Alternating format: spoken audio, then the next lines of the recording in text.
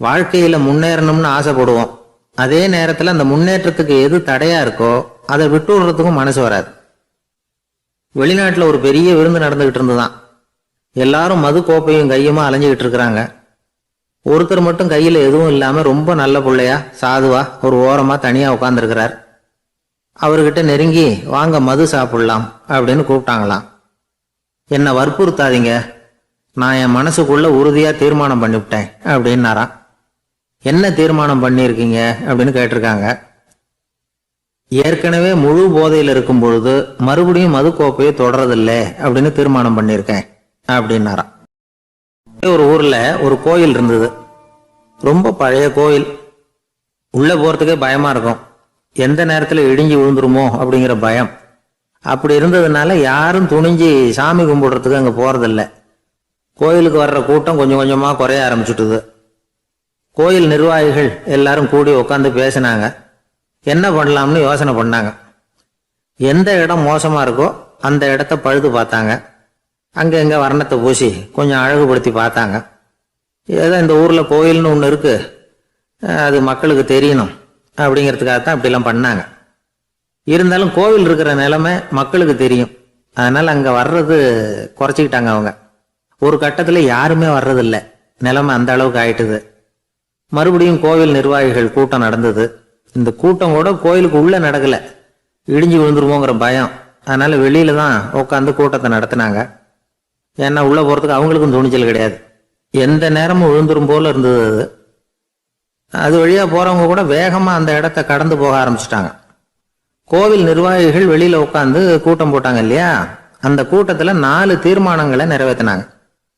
அது என்ன 4 தீர்மானம்னா, முதல் தீர்மானம், இந்த கோவிலை இடிப்பது அப்படிங்கிற முடிவை இந்த கமிட்டி மிகவும் வருத்தத்துடன் ஏற்றுக்கொள்ளுகிறது அப்படின்னு நிறைவேற்றினாங்க. இதுக்கு பதிலா இன்னொரு கோவிலை உடனடியாக கட்டி முடிச்சுடணுங்கிறது 2வது தீர்மானம். 3வது தீர்மானம் என்ன தெரியுமா? பழைய கோவிலின் கதவுகள், அதிலிருந்து பிரிச்சு எடுக்கிற செங்கல், இதையே புது கோவில் கட்டுவதற்கு பயன்படுத்தி கொள்ள வேண்டியது. பழைய கோவில் இருந்த மாதிரியே அதே வடிவத்துல புது கோவிலையும் கட்ட வேண்டியது. பழைய கோவிலின் அஸ்திவாரத்தை அப்படியே வச்சுக்கிட்டு அதுக்கு மேல நாம கோயிலை கட்டிக்க வேண்டியது. இதுதான் 3வது தீர்மானம். இதையும் கமிட்டி முழு மனசோட ஏத்துக்கிட்டது. இது வரைக்கும் சரி. இப்ப அந்த கமிட்டி 4வதா ஒரு முக்கியமான தீர்மானத்தை கொண்டுகிட்டு வந்து அதையும் ஏகமனதா நிறைவேற்றி விட்டது. அது என்ன தீர்மானம்னா, புதிய கோவில் கட்டி முடிக்கிற வரைக்கும் பழைய கோவிலை இடிக்கிறதில்லை அப்படிங்கிற தீர்மானம். எப்படி இருக்குது பாருங்க இது. பழசை இடிக்காத வரையில அதே இடத்துல புதுசா எப்படி கட்ட முடியும்? பல விஷயங்கள்ல நாம நடந்துகிற முறையும் இப்படிதான் இருக்குதான். ராமகிருஷ்ணர் வாழ்ந்த காலத்துல நடந்த ஒரு நிகழ்ச்சி இது. அப்போ ஒரு ஓவியர் இருந்தாராம். அவருக்கு ஒரு ஆசை, ராமகிருஷ்ணர் படத்தை வரையணும். அதை அவர்கிட்டயே கொண்டுட்டு போய் காட்டி அபிப்பிராயம் கேட்கணும். இதுதான் அந்த ஓவியரின் ஆசை. உடனே ராமகிருஷ்ணர் படத்தை வரைஞ்சி முடிச்சார். அதை எடுத்துக்கிட்டு போனார். இவர் போன சமயம் அங்கே ராமகிருஷ்ணர் சீடர்களோடு உட்காந்துருக்கிறார். விவேகானந்தர் அங்கே இருக்கிறார். இந்த ஓவியர் கொண்டுகிட்டு போய் தான் வரைந்த ஓவியத்தை அவர்கிட்ட காட்டினார். ராமகிருஷ்ண பரமஹம்சரின் ஓவியத்தை ராமகிருஷ்ணர்கிட்டயே காட்டுறார். ராமகிருஷ்ணர் என்ன பண்ணார் தெரியுமா? அந்த படத்தை பார்த்தார். உடனே அது காலை தொட்டார். குருதேவருடைய இந்த செயல் சீடர்களுக்கு ரொம்ப வியப்பை உண்டு பண்ணிச்சு. சில பேர் மனசுக்குள்ளேயே ரொம்ப குழம்பி போக ஆரம்பிச்சிட்டாங்க. என்ன இப்படி பண்றாருன்னு. என்ன இது அவரோட படம், அவரே அவரோட படத்தின் காலை தொடுறார் அப்படின்னு யோசிச்சாங்க.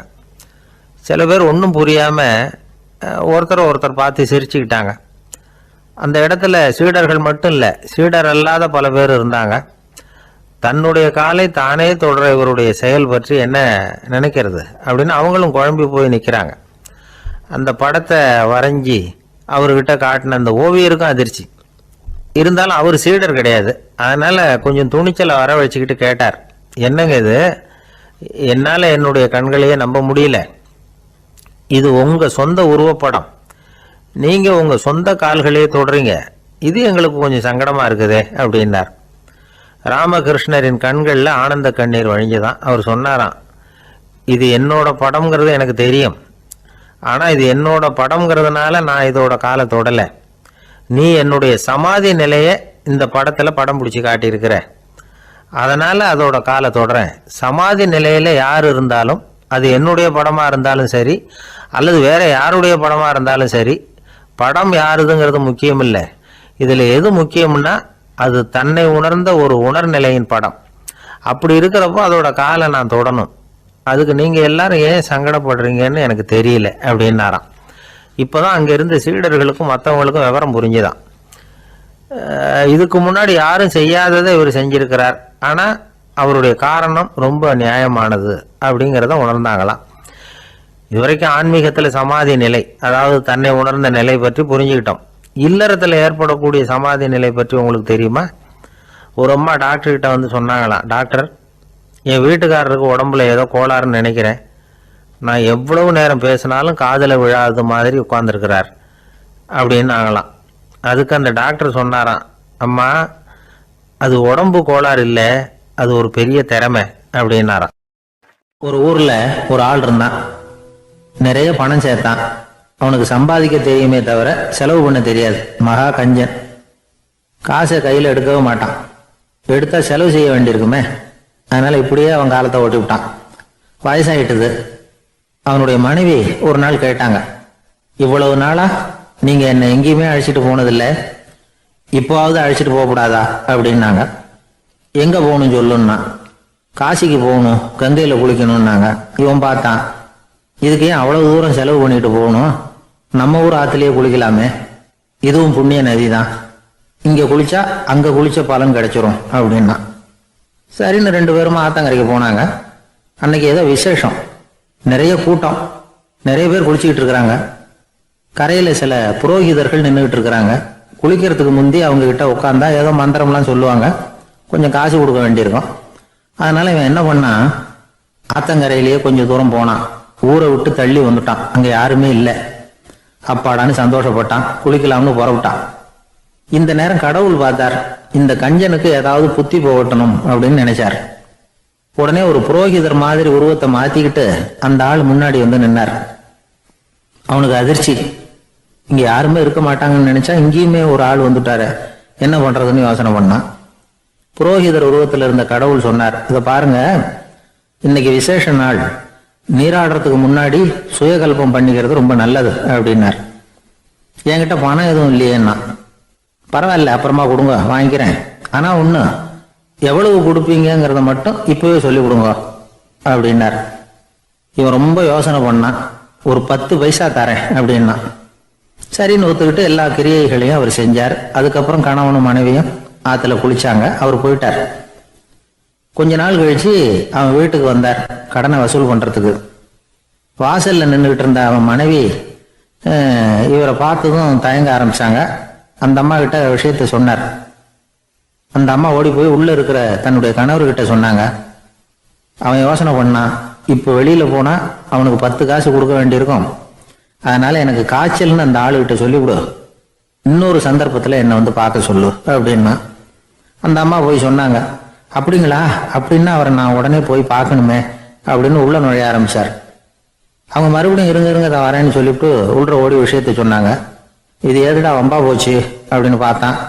மனைவியை கிட்டத்துல கூப்பிட்டான். இதோ பாரு, ஜன்னி கண்டு நான் இறந்து போயிட்டதா சொல்லிவிடு அப்படின்னா சொன்னாங்க. புரோகிதர் பார்த்தார். அப்படின்னா ஒரு வழியா இருந்து அவருடைய இறுதி சடங்குகளையும் நானே முடிச்சுட்டு போயிடுறேன் அப்படின்னார். உள்ள இருந்தவன் யோசனை பண்ணான், அந்த ஆளு என்ன விடமாட்டான் போல இருக்கு, அதனால ஒரு சவப்பெட்டியில என்னை வச்சு தூக்கிக்கிட்டு மயானத்துக்கு போங்க, பாத்துக்கலாம் அப்படின்னா. புரோகிதரும் விடுற மாதிரி இல்லை, கூடவே நடந்து போயிட்டு இருக்கிறார். அங்க இறக்கி சடங்குகளை முடிச்சுட்டு தீ வைக்கிற நேரம் பொட்டிக்குள்ள இருந்த நம்ம ஆளு அலறி அடிச்சுட்டு வெளியில ஓடி வந்தான். புரோகிதர் உருவத்தில் இருந்த கடவுள் சிரிச்சார். தன்னுடைய சுய உருவத்தை காட்டினார். அதுக்கப்புறம் அவனை கூப்பிட்டு, இதை பாருப்பா, ஏன் இப்படி அல்லாடுற, ஏதாவது வரம் வேணும்னா கேள் தரேன் அப்படின்னார். அவன் யோசனை பண்ணான்.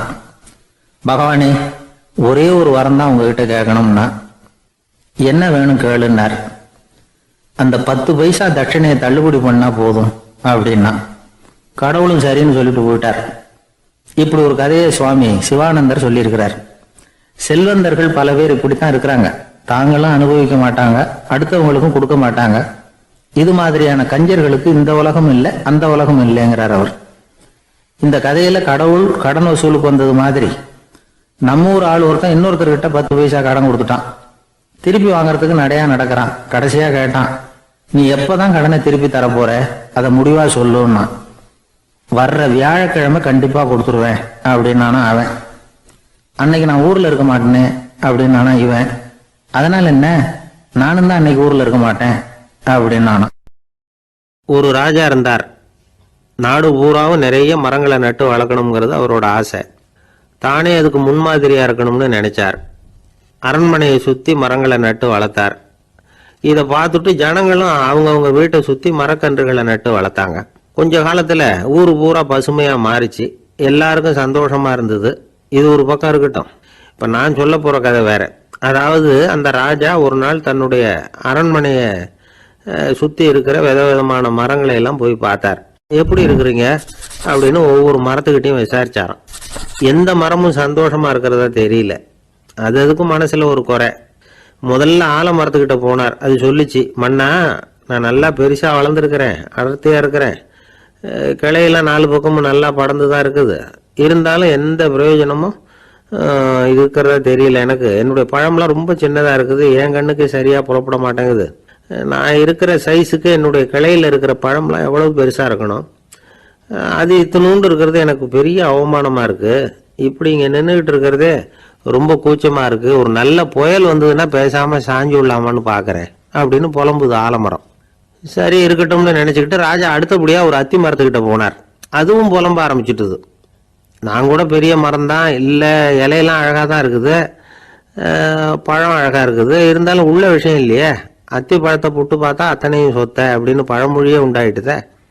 இப்படி ஒரு கெட்ட பேரோட நான் இருக்கணுமா அப்படின்னு புலம்புது அது. சரி இது இருக்கட்டும் அப்படின்னு சொல்லி அடுத்தபடியா வேப்ப மரத்துக்கிட்ட போனார். அது தன்னுடைய வேதனையை வெளியிட்டது. எனக்கு எவ்வளவோ மருத்துவ குணங்கள்லாம் இருக்கிறதா சொல்லிக்கிறாங்க, இருந்தாலும் என்ன பிரயோஜனம், என்னுடைய பழத்தை மனிதர்கள் யாரும் விரும்பி சாப்பிடுறது இல்லையே அப்படின்னுது. ராஜா அடுத்தாப்புல இருந்து ஒரு பனை மரத்துக்கிட்ட போனார். நான் நல்லா உயரமா தான் வளர்ந்துருக்கிறேன், மற்ற மரங்கள்லாம் என்னை அண்ணாந்து தான் பார்க்கணும், இருந்தாலும் என்கிட்ட நிழலுக்காக யாரும் ஒதுங்கிறது இல்லையே அப்படின்னுது.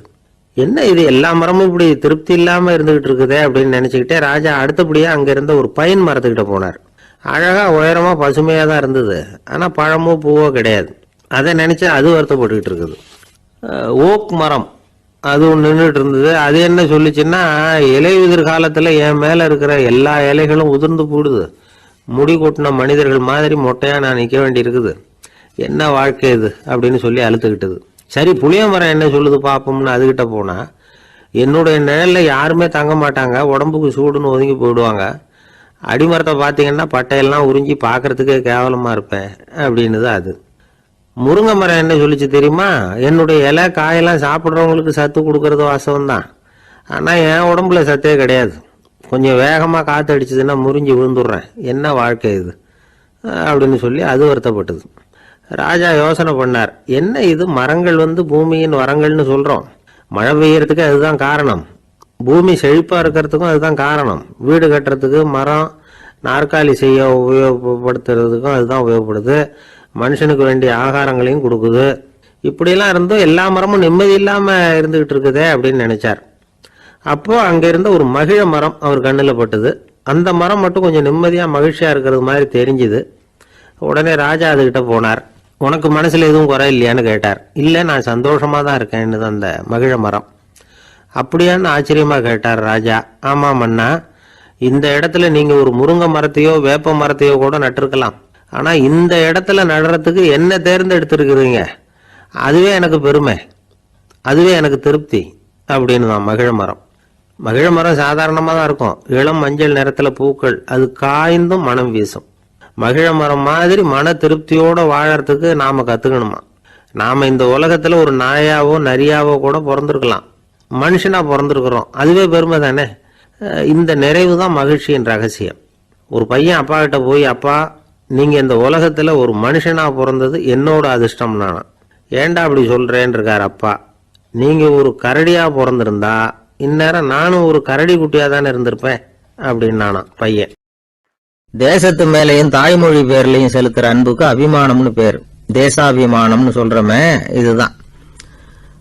ஒரு கணவன் மனைவி பேர்ல காட்டுற அன்புக்கு காதல்னு பேரு, கடவுள் பேர்ல செலுத்துற அன்புக்கு பக்தின்னு பேரு. இப்படி அன்புல பல ரகம் இருக்கிறப்போ அதுல உள்ள வித்தியாசம் தெரியாம இடம் மாத்தி அன்பு காட்டினா இடைஞ்சல் தான். சரி, இந்த அன்பை பத்தி விஞ்ஞானம் என்ன சொல்லுது தெரியுமா? இதயத்தை பாதுகாக்கிறதுக்கு முக்கியமா தேவைப்படுற ஒண்ணு இந்த அன்பு தான் சொல்லுது. நெதர்லாந்து விஞ்ஞானிகள் இதை ஆராய்ச்சி பண்ணியே கண்டுபிடிச்சிருக்கிறாங்க. கொஞ்சம் முயல் குட்டிகளை 2 பிரிவா பிரிச்சாங்க. 2 குரூப்புக்கும் கொழுப்பு அதிகமா உள்ள ஆகாரத்தையே கொடுத்துக்கிட்டு வந்தாங்க. ஆனா ஒரு குரூப்புக்கு வெறுமன ஆகாரத்தை கொடுத்ததோட சரி, இன்னொரு குரூப் முயல்களுக்கு ஆகாரம் கொடுத்ததோட நிறுத்திக்கல. அதுக்கு முன்னாடி கூண்டுகளை திறந்து விட்டு முயல்களை கொஞ்ச நேரம் எடுத்து கொஞ்சி விட்டு அதுக்கப்புறமா ஆகாரம் கொடுத்தாராம் ஆராய்ச்சியாளர். இந்த குரூப்புக்கு இதய பாதிப்பு 60% குறைச்சலா இருந்துதான். சில நோயாளிகளுக்கு ஹார்ட் அட்டாக் வந்தாலும் அதை தாங்கிக்கிட்டு குணமாகிற சக்தி அதிகமா இருக்குது. இது எப்படின்னு ஆராய்ச்சி பண்ணி பார்த்துருக்கிறாங்க. அவங்க எல்லாம் மனைவி தன் பேர்ல ரொம்ப அன்பா இருக்கிறதாக நினைக்கிறவங்களா இருக்கிறாங்களாம். இதய நோயாளிகள் பல பேரை சந்திச்சு இதய நோய் ஏற்பட என்ன காரணம்னு கேட்டிருக்கிறாங்க. அவங்க சொன்ன காரணம்லாம் சாப்பாடு சம்பந்தமா இல்லையா, மனைவி அன்பா இல்ல, இப்படிப்பட்ட காரணத்தை தான் சொல்றாங்களாம். அதனால இதயத்தை பாதுகாக்கணும்னு நினைக்கிறவங்க அடுத்தவங்க அன்பா இருக்கிறது மாதிரி பாத்துக்கோங்க, அதுதான் முக்கியம். ஒருத்தர் முகம் பூரா பிளாஸ்டரி போட்டுட்டு வந்தார். ரொம்ப கோபமா, என்னங்க ஆச்சுன்னு விசாரிச்சேன். எல்லாம் உங்களால தான் சார்னார். விவரமா சொல்லுங்களேன். என்ன, உங்க தகவலை கேட்டுட்டு ஒரு பூனைக்குட்டியை கையில எடுத்தேன் அன்பா அதை தடவி கொடுக்கறதுக்காக.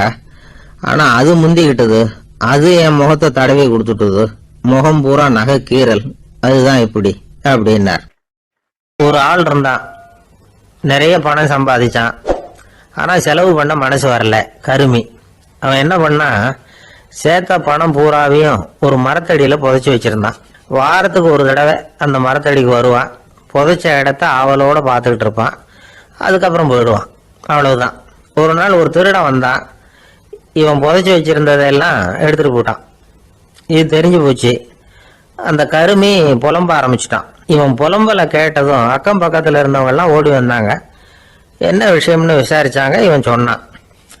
ஒரு பெரியவர் கேட்டார், ஏப்பா வாரம் வந்து இந்த இடத்த பாக்குறதாக சொன்னியே, எப்பவாவது இதுல இருக்கிற பணத்தை எடுத்து செலவு பண்ணிருக்கியா அப்படின்னு கேட்டார்.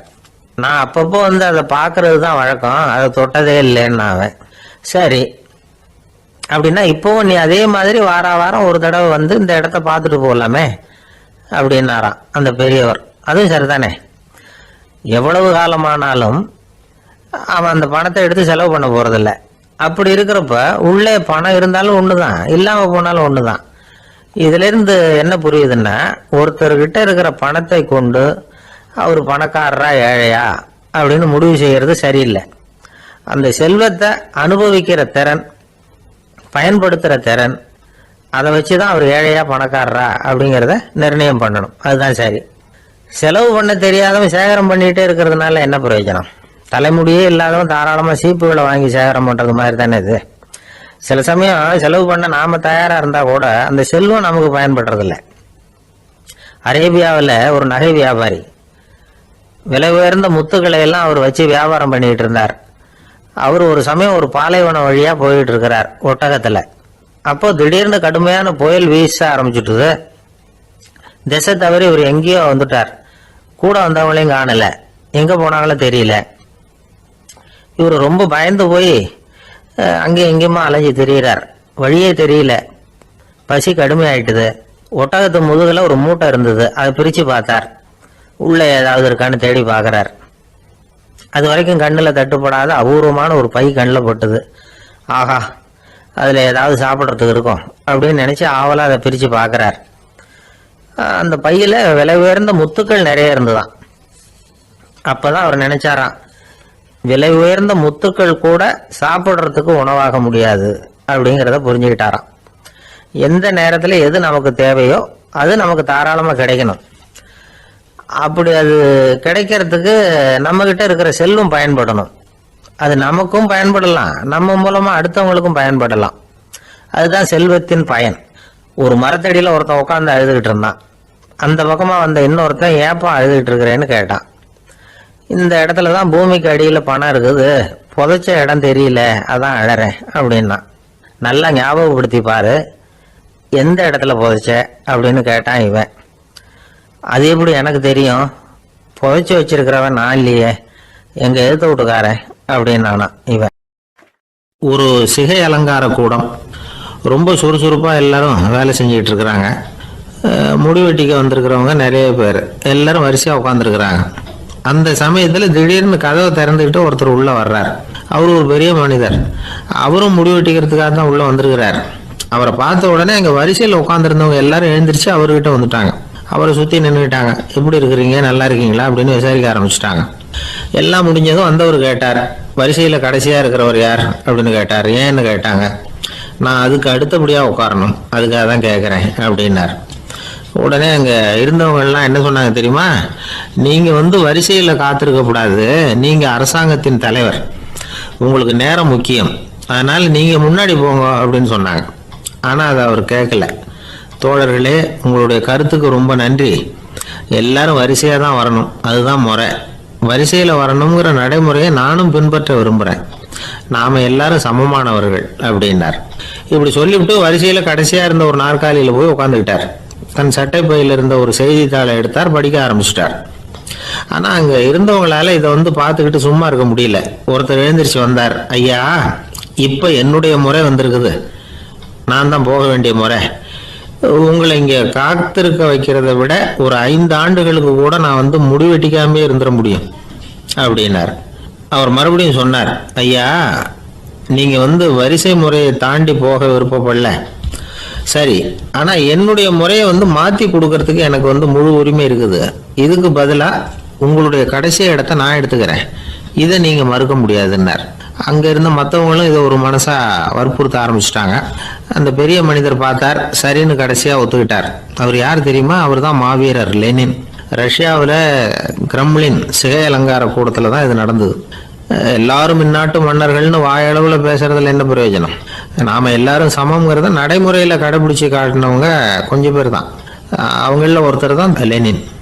வரிசையில் நின்று வர்றதுங்கிறது ஒரு சிறந்த பண்பு, உயர்ந்த பண்பு. இன்னைக்கு பல இடங்கள்ல அது நமக்கு தேவைப்படுது. ஒரு ரேஷன் கடைவாசல், கடை திறக்கிறதுக்கு முன்னாடியே எல்லாரும் வரிசையில் நின்றுட்டாங்க. கடைசியா வந்த ஒருத்தர் கியூவில் முன்னாடி போறதுக்கு முயற்சி பண்றார். ஏற்கனவே நின்றுட்டு இருக்கிறவங்க அவரை முன்னாடி போறதுக்கு விட மாட்டேங்கிறாங்க. கடைசியா போய் நில்லையா அப்படின்னு எல்லாரும் கத்துறாங்க. அது அவர் காதுல வாங்கல, முண்டி அடிச்சுக்கிட்டு முன்னாடி போறதுக்கே முயற்சி பண்ணிட்டு இருக்கிறார். எல்லாரும் சேர்ந்து அவரை வலுக்கட்டாயமா இழுத்து கொண்டாந்து பின்னாடி கொண்டு போய் நிறுத்திவிட்டாங்க.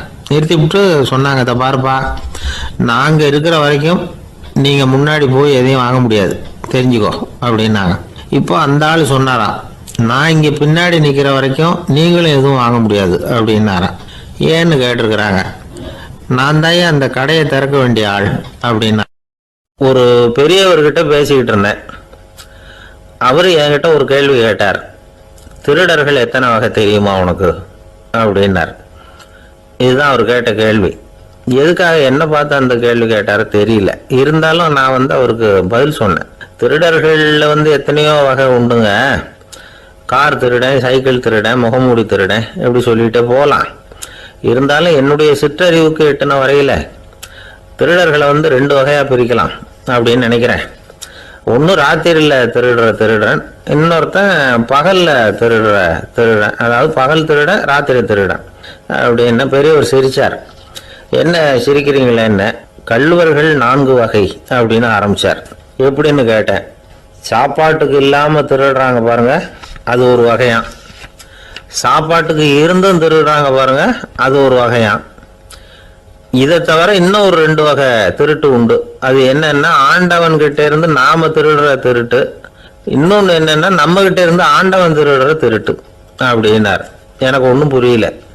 என்ன சார் இது, ஆண்டவனையே திருடன்னு சொல்றீங்களே அப்படின்னு ஆச்சரியமா. ஆமாங்க, ஆண்டவனை கல்வன்னு சொல்றது இல்லையா?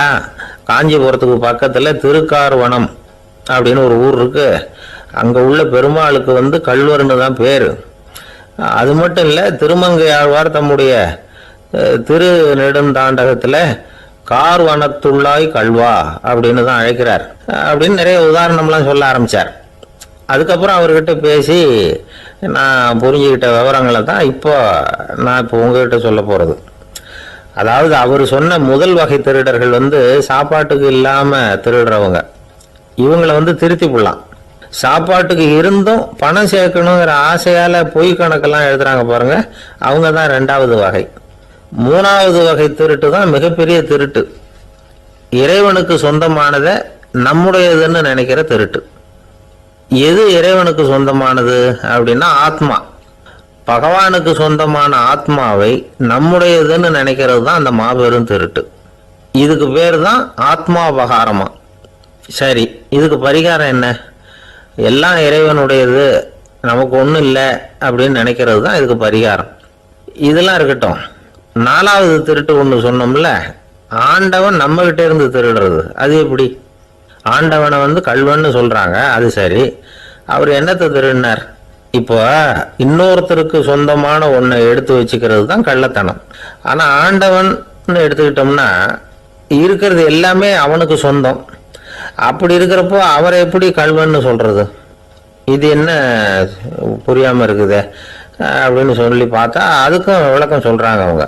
அதாவது ஆண்டவனுக்கு உருவமே கிடையாது, அருவமா இருக்கிறவன், அதாவது உருவம் இல்லாம இருக்கிறவன். அப்படி உள்ள பகவான் நம்மள மாதிரி உருவத்தில் இருக்கிறான். நம்மள மாதிரியே கையை காலு மூக்கெல்லாம் இருக்குது ஆண்டவனுக்கு. இந்த உருவம் நம்ம கிட்ட இருந்து திருடினது தானே. அவன் தன்னுடைய உண்மையான திருமேனியை நமக்கு காட்டாம, அதாவது தரிசனம் கொடுக்காம இருக்கிறது கள்ளத்தனம் தானே. அதனால்தான் இதுவும் ஒரு பெரிய திருட்டு, இருக்கிறதுலேயே மிகப்பெரிய திருட்டு அப்படிங்கிறார். என்கிட்ட பேசிக்கிட்டு இருந்தார், இந்த விஷயம்லாம் சொல்லிட்டு இருந்தாரு அந்த பெரியவர். அதாவது திருட்டை ஆன்மீக நோகத்துல அவர் பார்க்கிறார். நம்ம பார்வையில இதை விட அபூர்வமான திருட்டுலாம் இங்க உண்டு, அபூர்வமான திருடர்களும் உண்டு. ஒரு திருடன் சிறையிலிருந்து விடுதலையாகி வெளியில போனான். கொஞ்ச நாள்ல மறுபடியும் திரும்பி ஜெயிலுக்கு வந்துட்டான். அப்போ சிறை அதிகாரி அவனுக்கு அறிவுரை சொன்னாராம். ஏன்பா இப்படி அடிக்கடி தப்பு பண்ணிவிட்டு ஜெயிலுக்கு வந்துடுறிய, உனக்கு சொந்த பந்தம் எதுவும் இல்லையா? உனக்கு அப்பா அண்ணன் தம்பிகள் அவங்க கூட எல்லாம் சேர்ந்து வாழணுங்கிற ஆசை இல்லையா அப்படின்னு கேட்டிருக்கார். அவங்களோட சேர்ந்து வாழணுங்கிற ஆசை எனக்கு நிறைய உண்டுங்க சார் அப்படின்னு நானா அவன்.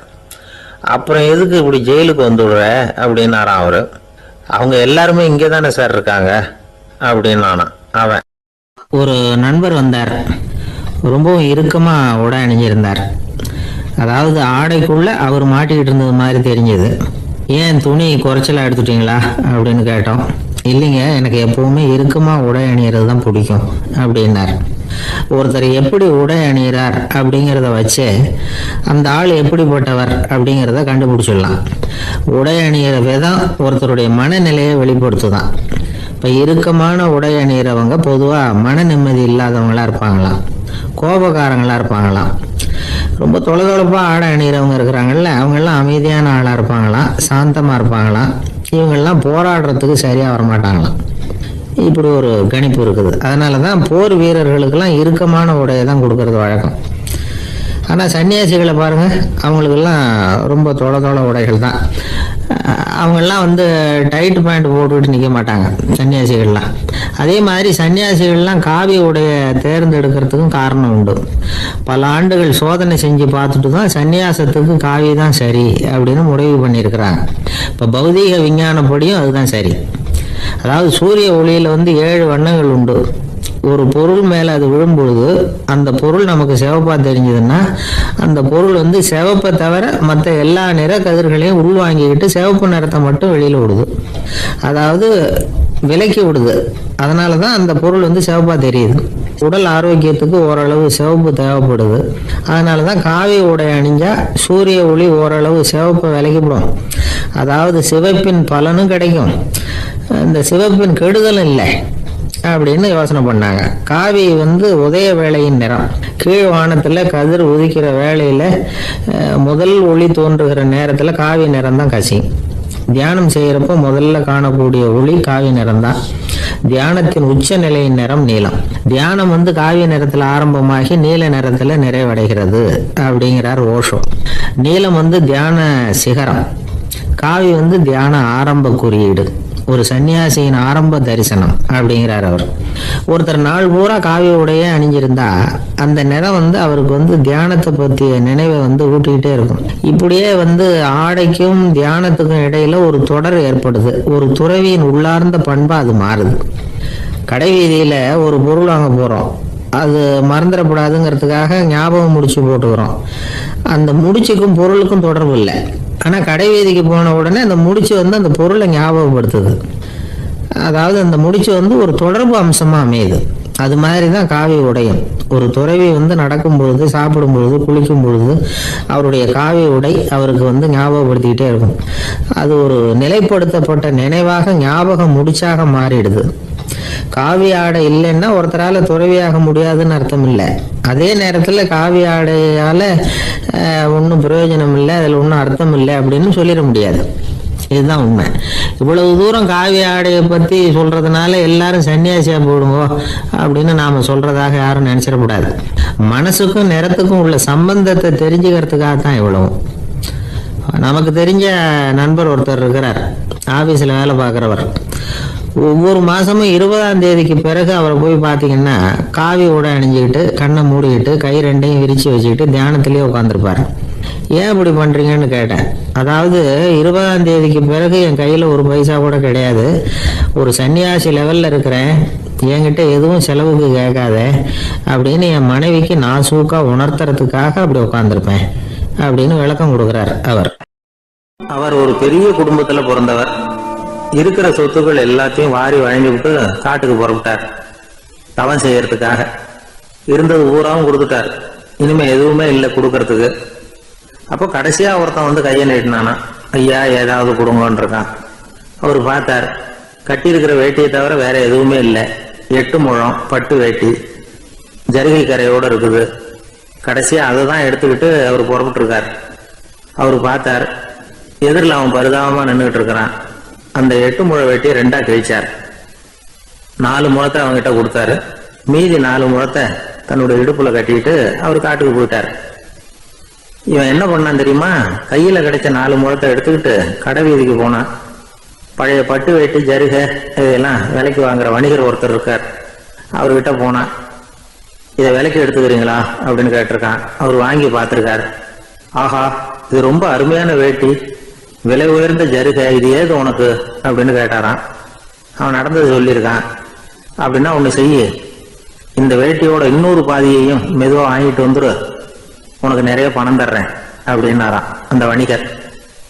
இவன் கொஞ்சம் யோசனை பண்ணி பார்த்தான். கொஞ்சம் இருங்கத்த வந்துடுறேன் அப்படின்னு சொல்லி இப்போ நேராக காட்டுக்கு போனான். அவர் எங்கே இருக்காருன்னு தேடி கண்டுபிடிச்சான். அவர் ஒரு இடத்துல தவக்கோலத்தில் இருக்கிறார். கட்டியிருந்த இடவேட்டியும் அவர் அறியாமல் நழுவி கீழே விழுந்து கிடக்குது. இவனுக்கு ரொம்ப வசதியா போச்சு. அவரை கேட்க வேண்டிய அவசியமே இல்லை. மெதுவா சத்தம் போடாம அடி மேல அடி வச்சு நெருங்கினான். அவர் கண்ணை மூடிக்கிட்டு அவர் பாட்டு நின்றுட்டு இருக்கிறார். இவன் மெதுவா போய் கீழே கிடந்த அந்த துணியை எடுத்துக்கிட்டு சத்தம் போடாம திரும்பி நடந்தான். ஒரு 2-3 அடி எடுத்து வச்சிருப்பான். அப்படி ஓட ஆரம்பிக்கிற சமயத்துல அவன் காலில் கீழே கிடந்த முள்ளு ஒண்ணு நறுக்குன்னு தைச்சு விட்டுது. வலி தாங்க முடியாம அம்மான்னு கத்திருக்கான். இந்த சத்தத்தினால கண்ணை மூடி நின்றுகிட்டு இருந்த அவரோட தவம் கலைஞ்சது. மெல்ல கண்ணை திறந்து பார்க்கிறார். தன் இடையில இருந்த வேட்டி அவன் கையில இருக்கு. இப்ப அவர் நினைக்கிறார், என்ன நினைக்கிறாருன்னா, இந்த வேட்டி மீது நான் வைத்த ஆசை அல்லவா அவனை திருடனாக ஆக்கி விட்டது அப்படின்னு நினைச்சாராம். இந்த வேட்டி மேல நாம வச்ச ஆசை அவனை திருடும்படி ஆக்கி விட்டதே அப்படின்னு நினைச்சாராம். இது எப்பேற்பட்ட மனநிலை அப்படிங்கிறத கொஞ்சம் யோசனை பண்ணி பாருங்க. தான் ஒரு பொருள் மேல வச்ச பற்று இன்னொரு மனிதன் திருடனாக ஆகிறதுக்கு காரணம் ஆயிட்டுதேன்னு நினைக்கிறார். அப்படி நினைச்ச அந்த பெரியவர் யார் தெரியுமா? அவர் தான் மகாவீரர். இழந்துட்டேங்கிறிய, நீ என்னத்தை கொண்டுகிட்டு வந்த எங்க இழந்துடுறதுக்கு? நீ என்னத்தை உண்டாக்குன இது அழிஞ்சுட்டுதுன்னு சொல்றதுக்கு? இதுதான் அவருடைய சிந்தனை. இன்றைக்கு நம்ம சிந்தனையெல்லாம் வேற மாதிரி இருக்குது. ஒருத்தன் நடுத்தருவில் உட்காந்து அழுதுகிட்டு இருந்தான்.